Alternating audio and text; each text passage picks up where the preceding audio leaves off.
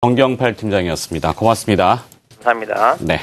다시 주식 현물 시장으로 돌아왔는데요. 일단 지수는 담보 상태입니다. 코스피는 약보합으로 조금 내려오고 있고 코스닥은 계속 상대적인 강세를 보여주고 있는데 이승섭 대표님 진행 상황 보니까 현물 시장 특징이 또 보이는 것들이 있나요? 특징주도 좀 좋고요. 예, 뭐 아침에 이제 얘기한 대로 그 종목별로 본다면은 최근에 강했던 종목들 쪽 위주로 강합니다. 그다음에 약했던 종목들은 여전히 좀 부진한 움직임이 계속 이어지다 보니까 요즘에 시장이 거래소 같은 경우는 극심한 차별 현상을 보여주고 있고 이 부분은 코스닥도 마찬가지인 것 같습니다. 코스닥 쪽에서도 강세를 보이면서 신고가 영역으로 진입하는 종목이 뭐 많이 등장을 해주고 있습니다만 또 반대로 굉장히 부진한 움직임을 보이는 경우가 많다 보니까 이런 부분이 투자자분들의 실제 매매에 있어서는 상당히 좀 힘든 상황이지 않나 이렇게 보여집니다. 말씀드렸다시피 요즘에 분위기를 따라가시는 게 옳을 것 같습니다. 그러니까 추세에 따라가시는 게 맞을 것 같고요. 아침에 제가 이제 관심 종목을 오늘 말씀드리면서 관심 종목에 대한 부연 설명 안 드렸는데 뭐 제가 삼성테크인을 요즘에 좀 자주 좀 언급을 하고 있습니다. 그래서 네. 뭐 그런 배경은 이제 이 회사가 갖는 가격적 메리트 그러니까 5만 원대까지 주가가 밀린 거에 대한 그 펀더멘털적 요인에서 가격적인 메리트하고 더불어 가지고 오늘 금일 IR을 하고 있습니다. 그래서 여의도에서 IR을 하고 있는데 이 회사의 이제 경영 상황 등을 이제 아마 기관 투자자들한테 그 상황 설명을 하려고 하는 것 같습니다.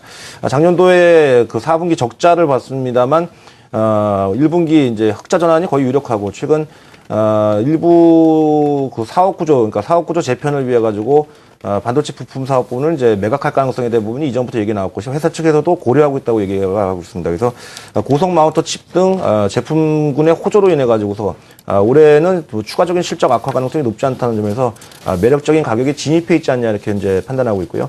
뭐 큰 폭의 상승 기대감까지는 아니라고 하더라도 뭐 과거처럼 뭐 10만 원 위까지 기대하기는 아직은 좀 어렵다고 봅니다만 충분히 좋은 수익을 낼 수 있는 구간, 그러니까 많이 밀려 있다 보니까 좀 저가 메리트가 있지 않나 봐서 자주 언급을 드렸고 오늘도 현재 구간에서도 관심을 가져도 좋다고 이렇게 보여지는 가격입니다.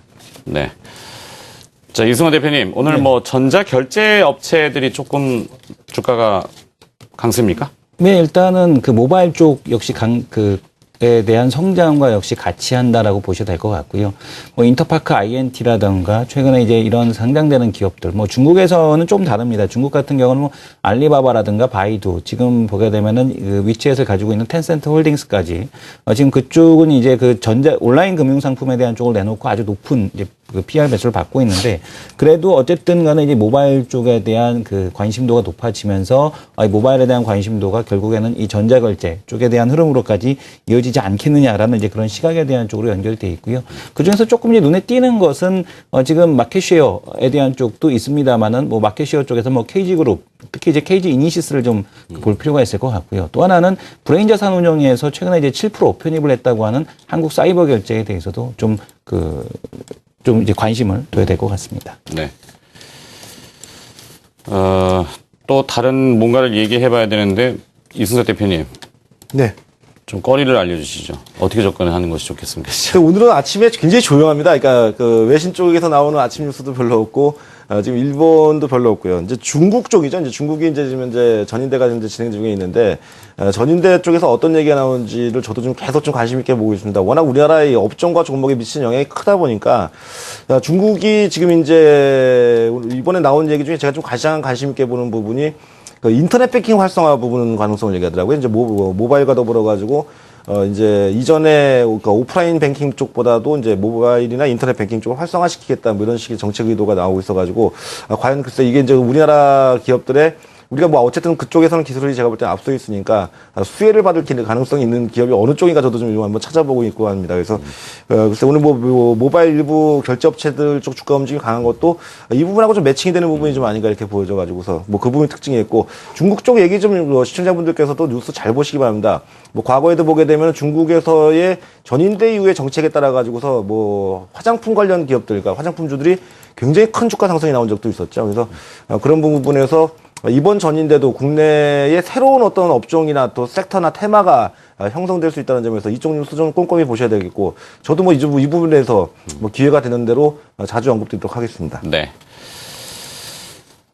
이승원 대표도 포인트만 좀 정리 다시 한번 부탁드릴까요? 일단 그 시장에서는 이제 대형주 장세에 대한 쪽 이제 매크로 변수들에서 이제 리스크 요인들을 넘어갔기 때문에 대형주 장세가 오지 않겠느냐라는 이제 그런 기대감이 좀 많이 있습니다만은 결국엔 뭐 외국인들에 대한 수급이 좀 확인이 돼야 될 것 같습니다. 그러나 이제 이번 주 지난주까지였죠. 18주 연속 이머징 마켓 펀드에서는 자금 유출에 대한 쪽이 있었습니다. 올해도 뭐 이번 주에도 역시 아마 우크라이나 사태에 대한 쪽 때문에 자금 유출에 대한 쪽이 좀 있지 않았을까라고 보고 있고요.